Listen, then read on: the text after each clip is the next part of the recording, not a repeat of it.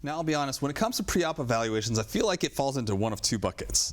One bucket is you just kind of put your head down, you just push the paper, and you just accept it as a part of life. On the other hand, if you actually decide to look into it, it just, for me at least, seems like a big black hole that's really intimidating, fraught with medical legal risk, and a lot of edge cases.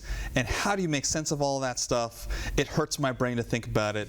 But in preparation for this talk, I'm really excited because Dr. Paul Simmons is here, and he actually has a really elegant and simple way that actually was quite revelatory to me. And so thanks for coming on. Hey, absolutely. I'm a simple-minded person, so I had to make it easy for myself. When I started off in my career, I remember having that same feeling of just being overwhelmed by kind of the sense of responsibility, like I'm supposed to decide whether this person can go have this life-changing surgery or not, and it just felt kind of overwhelming to me. So no, I'm glad to share with our watchers and listeners hopefully an approach that will make it less intimidating for them as they're starting out. So the first thing to understand is that what we're not doing in these preoperative evaluations is that we're not clearing the patient for surgery, even though that is the language often used by surgeons and other folks in the healthcare system, is that, oh, the patient is cleared or not cleared. That's not really the question you're trying to answer as a primary care clinician approaching the patient getting ready for a surgery. What you're really doing is trying to evaluate the risk of the surgery to that patient and whether that patient is safe to undergo anesthesia. It's not even a question of the surgery as much as it is the anesthesia that is the risk to the patient. So that's really the question that you're trying to answer in that moment, is how safe is it for this person to undergo anesthesia and then the subsequent procedure that is planned. And so there is a lot of gray, but what I think this more simplified approach can do is match up the patient's risk and the surgical risk and give folks an algorithm to kind of decide who needs to go on for further evaluation or who is okay to sign off on right then. And that's really the question they're trying to answer, is who needs that consult? Who needs further workup before they will be deemed safe to undergo the planned operation? I love that reframing, where it's not you're the literal gatekeeper to saying you are going to be okay, or like that all of a sudden no one needs to worry about anything else because you passed that case. It's more about the in-between. It's like the risk assessment, but it's not about clearing a patient for surgery.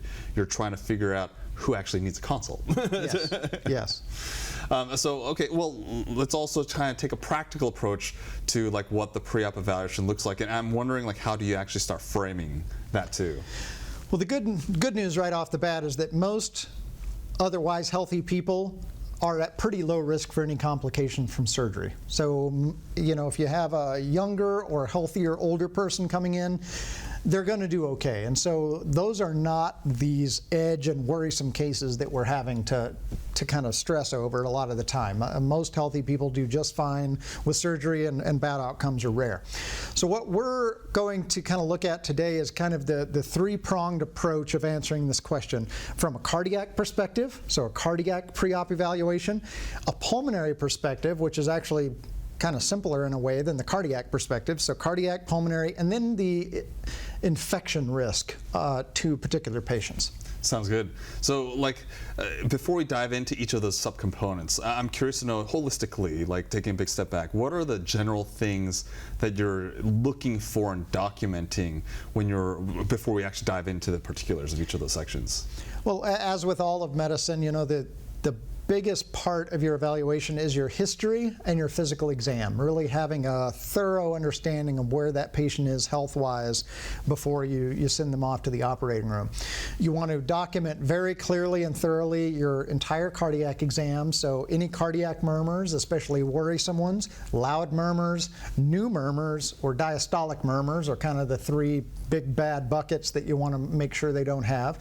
You want to assess, and this is a key point, you want to assess their functional capacity. And this is going to come up over and over in our conversation today, Paul, is that the functional capacity is what this all hinges on. And so get a clear idea in your mind of what a 4 metabolic equivalent functional capacity is. And in normal lingo, that is climbing a flight of stairs without stopping, mowing the lawn with a push mower, not a rider, golfing without a cart, so, you know, a walk, swimming, easy swimming, riding a bike, jogging. Those are some 4 metabolic equivalent functional capacity levels that will give you a sense like, okay, this person has a decent enough functional capacity to handle anesthesia and the physiologic stresses that go on with anesthesia. So we're going to break up our patients into people who have less than a 4 MET functional capacity and then the people who are over that. Then you want to document thoroughly any respiratory findings, you know, wheezes, crackles, all that good stuff. And again, functional capacity will come into our pulmonary evaluation. And then, of course, any functional findings, obviously, if they have a fever, any active infections, any immunosuppression that could change their ability to fight infections. So those are kind of the physical exam and evaluation findings that we cluster around the cardiac, the pulmonary, and the infectious categories. Sounds good. Then let's dig right into it, starting off the cardiac assessment. So the first thing you want to do is answer kind of 2 risk-based questions. First is, how high is the risk of this particular surgery for the patient? And then secondly is, how high is the risk of this patient? It's in him or herself. So we're going to give the audience a kind of a breaking out of different high risk, medium risk, low risk surgeries, and then we're matching that up with the patient's own health risks and how that makes them either higher or lower risk to undergo surgery. Got it. So I see what you mean is you're going to risk out the procedure and then risk out the patient. Exactly. All right. So how do you risk out the procedure? So the table here is a nice kind of broad guideline of several procedures and their risk. But, you know, I can't memorize this table any better than anybody else can. So the way I think about this is any surgeon that's operating on the heart or big blood vessels, that is a high-risk procedure. Kind of stands to reason. That's not something I would do in my procedure clinic, right? So then the low risk is the other group that is easy to think about. So this is uninvasive procedures, so ambulatory minor outpatient procedures like skin biopsies and things like that. Cataract surgeries are low risk, which will come up again. Endoscopic procedures are low-risk procedures because, again, they're usually done under conscious sedation. The patient's bodily integrity is not harmed. You're not in a cavity. And then anything that's superficial or not going into the thoracic or peritoneal cavity is pretty low risk. And then kind of in the middle is that gray area. Those are intermediate risk procedures, and those are more peripheral vascular procedures, like on the carotids, or head and neck surgeries, orthopedic surgeries all fall into the intermediate risk. So this is a hip replacement and knee replacement. Those are kind of considered intermediate risk. So I try and remember the high risk and the low risk, and then everything else is in between. Okay, so we risked out the procedures. Now we're going to risk out the patient. So how do you risk out the patient?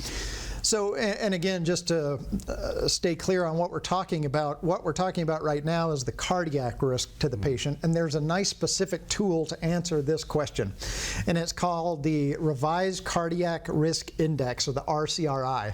And so it's one of these nice scoring systems. You can find it in MD Calc or online or any other medical calculator, and it basically adds together the patient's cardiac risk factors and gives you a score on what their risk of a major cardiac event perioperatively is to that particular patient.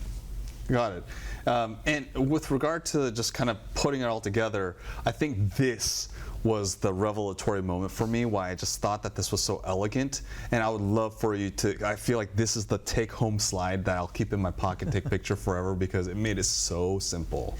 I think this kind of makes sense of it in what otherwise seems very intimidating. But we've kind of color-coded it for folks where it's green is go, yellow is be a little cautious, red is stop and refer. So, you know, if you're matching up a low-risk procedure, such as a cataract surgery, with a low-risk patient, no further testing is needed. They can go right to the OR and no need for any further cardiac evaluation. let's skip down to the bottom now, kind of the high-risk situation. So in a high-risk procedure, they're getting their heart operated on or their aorta operated on, and they're a high-risk patient. High-risk procedure plus high-risk patient means that those patients all need an ECG and a referral to cardiology for stress testing to make sure that they are cardiovascularly stable enough to undergo the risk of anesthesia and the operation. So that kind of gives you the extremes, right? The very extreme safety and the very extreme risk at the bottom. And then in the middle, you've got these intermediate risk patients and intermediate risk procedures. And depending on which combination you've got, you either can go without testing or you can do some testing and refer.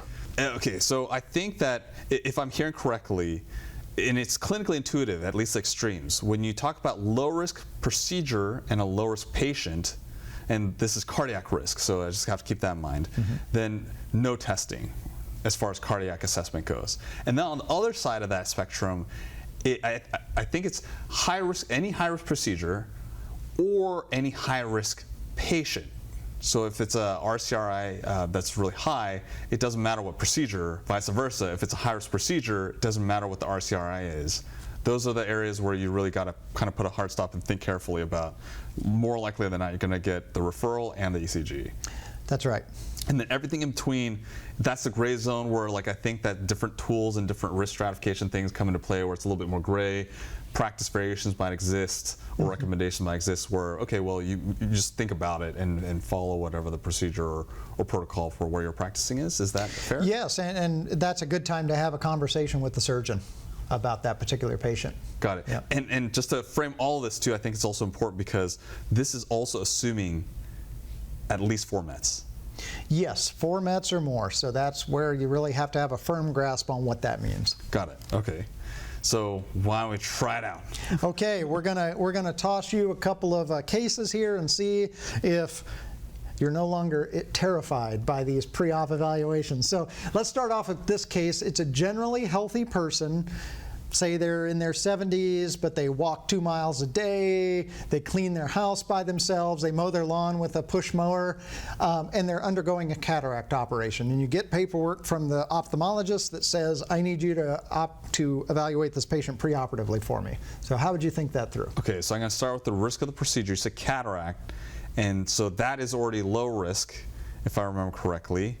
And then you said a generally healthy 70-year-old, I'm assuming none of the RCRI risk factors.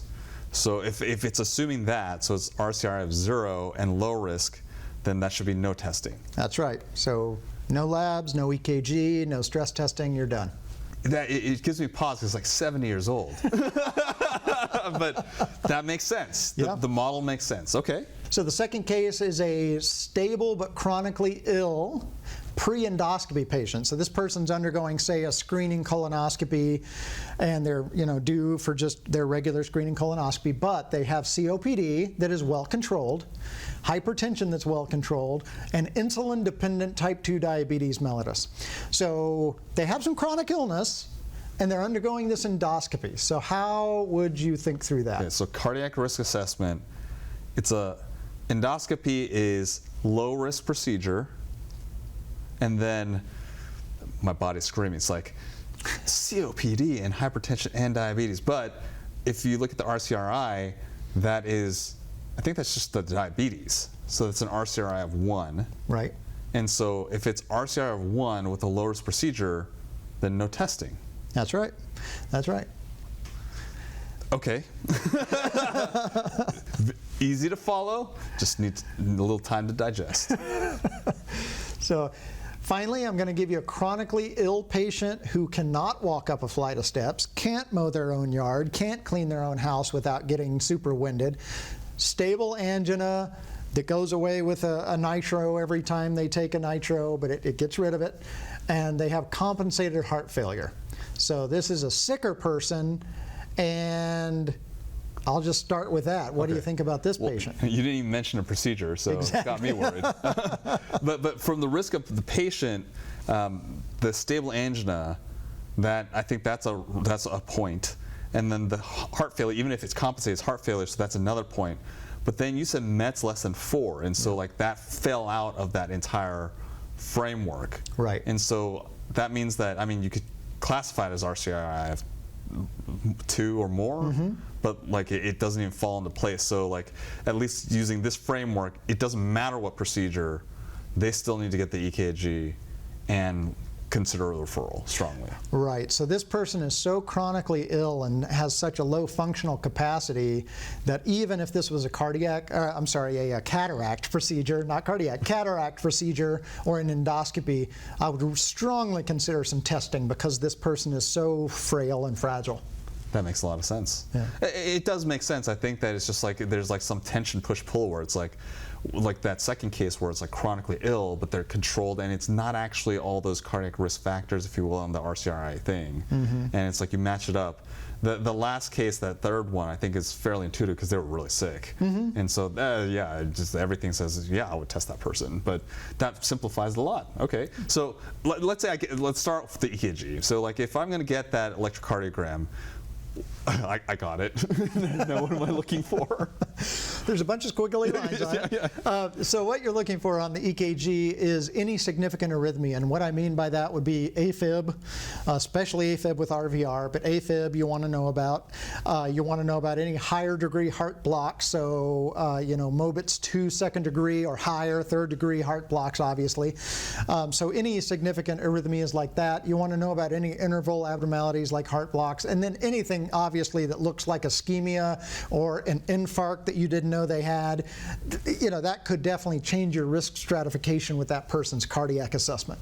Got it. I think that also intuitively makes sense. If there's any conduction abnormalities, significant arrhythmias, or significant like types of ischemia, then like that, it's a screening test to flag yourself as a stop, saying, oh, okay, something's not quite right. Maybe I need to do further testing or even a referral at that point. Right. And like many screening tests, it's casting a wide net and is going to catch a lot of fish we don't care so much about, but it's going to catch the people who really need to be caught. Got it. Okay, so on the note of like further testing, when are you actually ordering labs? Because that also comes up quite a bit. Yes, it does. So yeah, this is the classic situation. So routine labs, the general statement is routine labs preoperatively are most of the time completely unrevealing.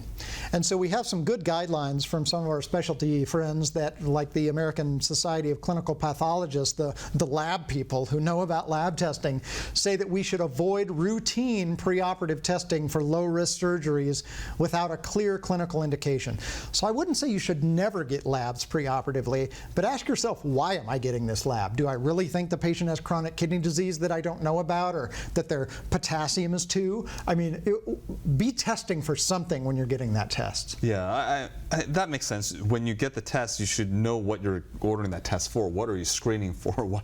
Not just blindly just checking off all the boxes because someone asked you to. Right. But I mean, it's funny because there are always those specific labs that you feel like, oh, it's just routine.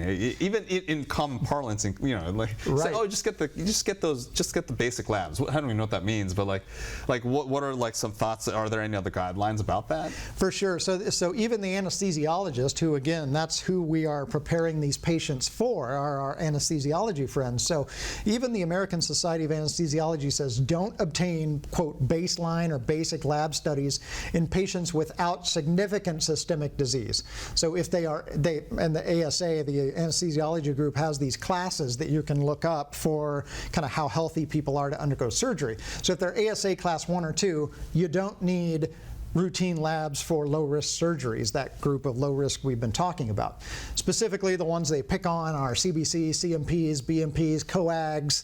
If you're not expecting the patient to have giant fluid shifts or be given a large volume of IV fluids, or that they're going to have significant bleeding, these labs are not giving you any additional information, and they're only driving up the cost for everybody. That makes a lot of sense, because I think the caveats for those guidelines were low-risk surgeries. And so that, again, the low risk as far as like the actual procedure goes, that it's not going to be as invasive like you were talking about earlier. And so what are those labs necessarily going to change? And so from the Choosing WISA campaign, it makes sense where it's like you're being actually mindful of the resources that you're actually utilizing to what purpose. And yeah. I will say though, if you go down the paper pushing route, in many ways, like you don't have to think too hard. It's like, well, I mean, what's the harm in just getting the EKG and the echo? And, you know, okay, maybe not the stress test, but I mean, like, the EKG and the echo at least, I mean, like, it's a cardiac assessment. You know, at some point, it's just easier not to think about it and just writ large everybody. I mean, okay, I understand the cost argument, but I mean, like, just from risk assessment standpoint. Sure, sure. Well, if it makes you feel any better, our cardiology friends, the cardiologists themselves, who stand to benefit the most from all this testing, you know, have said in their Choosing Wisely recommendation that we should avoid performing stress testing and coronary calcium scoring and any advanced nuke med test or any cardiac imaging like that as part of a cardiovascular risk assessment preoperatively, again, in these patients who are undergoing low-risk procedures. Just because not only the cost argument, which is very real, but you're just not finding anything. If you do this advanced cardiac testing on everybody who undergoes endoscopy, cataract surgery, et cetera, you're going to find a lot of things that don't matter for a lot of cost. Yeah, I can understand that, again, in the context of the low-risk procedures, because I think those are the highest volume as like a group, where it's just so commonplace where those papers are going to come by your desk, and it's like, can you please do this, can you please do this?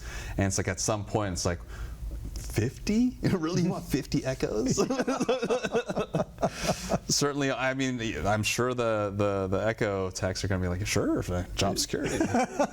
Well, the echo techs themselves, so the American Society of Echocardiography has come out in their Choosing Wisely recommendation, arguing against routine echocardiography because, again, in patients with no history or symptoms that would otherwise steer you toward getting an echocardiogram, why get an echocardiogram? It's not a screening test, it's a diagnostic test, so we should only be getting it in cases where we would otherwise be getting it. I can resonate with that, and I think that from a Choosing Wisely campaign, it's not to say that you shouldn't get it, it's not saying don't get it, it's saying that you should generally think twice before you get it, have a good reason, but otherwise, especially for the large group of the low-risk surgeries or the lowest procedures, in general, for an otherwise healthy person, like there really isn't a risk, or there isn't really a reason to do it. And so let's be judicious and mindful about what tests we're ordering. Is that about? Yeah, that's exactly right. Okay. So at some point, though, like you get all these tests, and the question then becomes, let's say you're going down that pathway, like at what point are you actually referring to cardiology? And again, this is in the cardiac assessment section. Sure. So I usually refer to cardiology in 4 particular cases. So again, the low functional capacity, this is again where knowing what 4 METs is equal to in behavior really matters. So if my patient can't do simple things because they are so debilitated with their cardiac disease, I'm going to have a cardiologist see that person before their operation.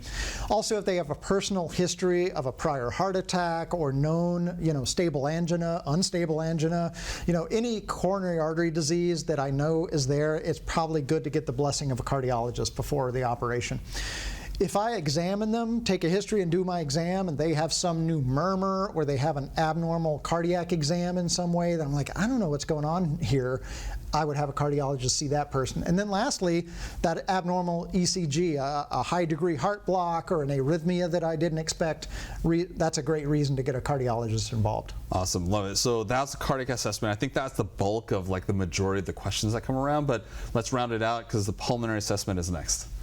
You bet. And in a way, pulmonary assessment is easier in that there aren't so many robust algorithms and guidelines out there that can kind of be overwhelming. But the main question you're answering with pulmonary assessment is really the same question you're answering with cardiac assessment, and that's how is this person functionally doing? What is their baseline risk combined with the risk of the surgery they're undergoing? Got it. And so let's fleshing that a little bit more, like what are some general guideline principles, knowing that there is no specific kind of tools that are out there? So higher risk surgeries, as kind of makes common sense, is anything in the thorax or abdomen is going to be higher risk for someone with lung problems because you're operating around the lungs, so that kind of makes sense. The closer the surgery is to the diaphragm and the lungs, the higher risk it is for pulmonary complications. So that's, it's going to cause atelectasis, it's going to make them not able to breathe as deeply, it's going to put them at risk for pneumonia or bronchitis. So anything that is going to impair their pulmonary dynamics or their chest dynamics, you want to think about a lung assessment. And then patients who are at risk for pulmonary complications, again, kind of risk stratifying the patient, is going to be exactly who you would think it would.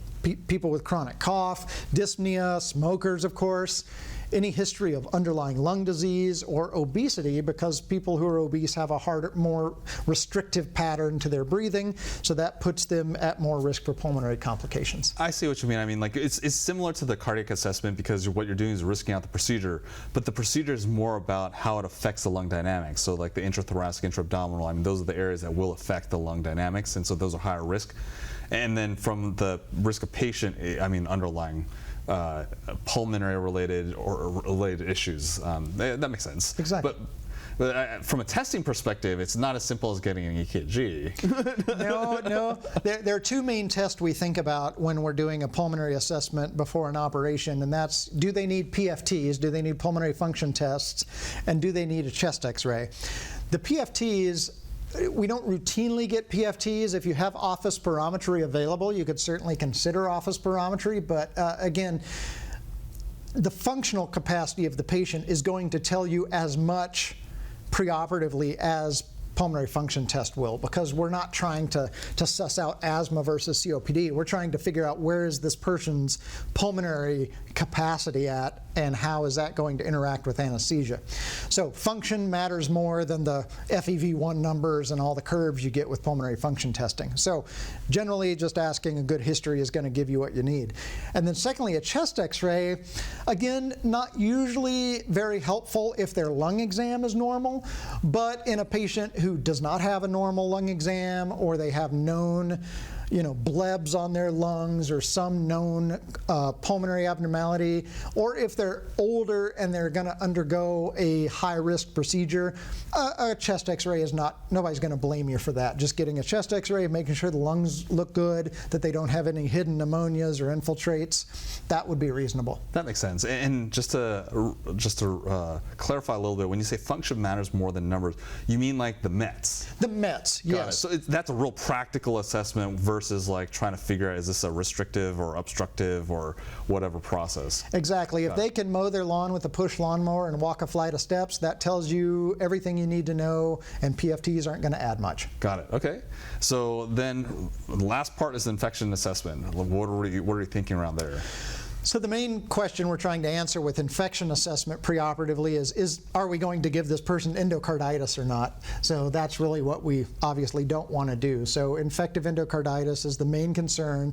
Who's at risk for that is going to be the people you would think of. So people with artificial valves, prosthetic cardiac valves, or prosthetic material in their heart.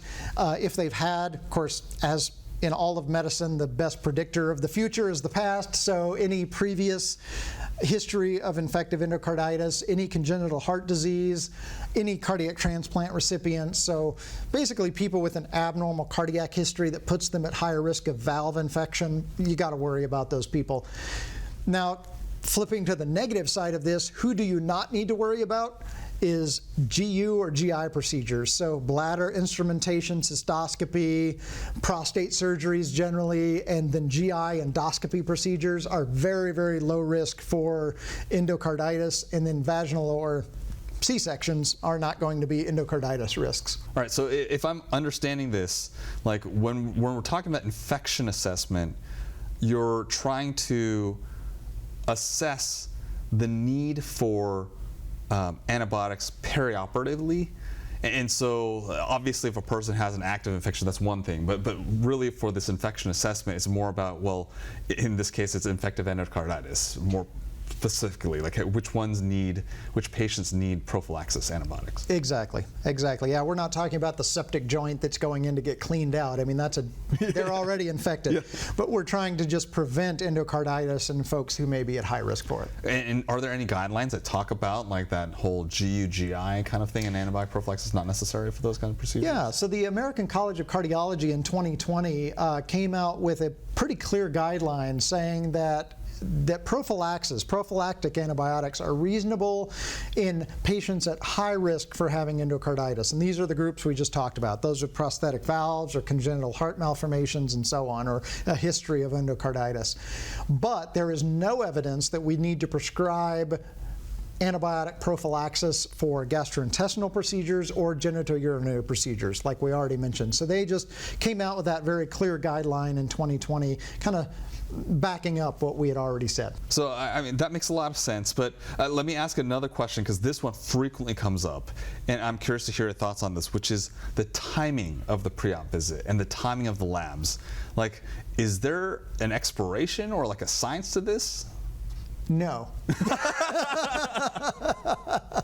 So this is one of the pretty common frustrations in primary care, is that either you're getting the patient in your office way too early or way too late. And so sometimes that's a system issue that people have to work out between yourself and the surgeons. But in my practice setting, typically surgeons like their preoperative evaluation done within the month prior to the surgery, but each surgeon's a little different. So some people want it like the week before, some people want it a month before. You just have to kind of coordinate with your surgeons, and if they're not giving you enough time to get the testing done, you need to have that conversation with them about, you know, these high-risk folks are going to need a referral to cardiology, stress testing, other things. So can we get a little bit more warning before you send them my way for preoperative evaluation? I think that makes a lot of sense. There's a lot of just system dependency and relationships just to make sure you can get the timing right. Right. But there's no like hard cutoff deadline where your lab or your ECG is going to expire. No, and you know there are different surgeons like different things, but one thing I'd encourage my primary care colleagues not to do is never let yourself get pressured into approving something you think is unsafe for the patient. And sometimes we do, as primary care docs, feel that pressure to approve surgeries that we don't feel great about. So just give yourself enough time to do the workup. Yeah, actually on that note, it's really interesting because I think this happens a lot, which is that the surgeon will just send the form and they just tell you what they want in order for the pre-op evaluation. And it may not necessarily be consistent with like what the current recommendations, like we just talked about, the Choosing Wisely campaigns. Right. And especially for those low-risk procedures in an otherwise healthy person. And I'm wondering, like, how are you navigating those kinds of situations? This just happened to me recently in my own practice. I got a form for a patient of mine from an ophthalmologist in our area that wanted, I believe it was a CBC and a UA and an EKG, all of which were not indicated in this otherwise healthy person. And so I faced that exact conundrum. I don't know this ophthalmologist. I don't have a relationship with this person yet. And so, you know, do I fight this battle now, or do I kind of just get the patient the surgery and check those boxes off? And I was really kind of stuck with that. I ended up doing what I felt was right for the patient, even though it wasn't evidence-based, and I got the testing done, and I kind of felt bad about it. But sometimes you have to assume the best about your consultants and figure, you know, either they're working with an outdated form, or maybe they're not up to date on the most recent guidelines. And they're not trying to practice bad medicine. They're just maybe not quite up to speed sometimes, and that's okay. And that sometimes we just have to do what's right for the patient in front of us and let them go ahead and get their cataract surgery. And I'll have that discussion with the ophthalmologist later when I have a chance to talk to them. But yeah, sometimes you have to give in a little bit on the guidelines to just get what the patient needs done. That makes sense. Pick and choose your battles. I mean, Yeah. It's not as if you have a lot of time out of your day to pick up the phone and make that argument in case. Right. But in the end, I really love that North Star, where it's not just about pushing the papers. It's actually not as hard as I initially thought, as far as like how you actually do the risk assessment, and you can actually be thoughtful about it. And it's not it's not prescriptive where it's like you should do this, you have to do this, or you should not do this. It's really take a step back and think about what you're ordering, what you're doing in the different risk stratifications. And in the end, for those gray cases where like it doesn't quite fit because someone is also pushing back in a different way, it's do what's right for the patient. That's right. Awesome. Thanks so much. You bet. This is Hippo Education.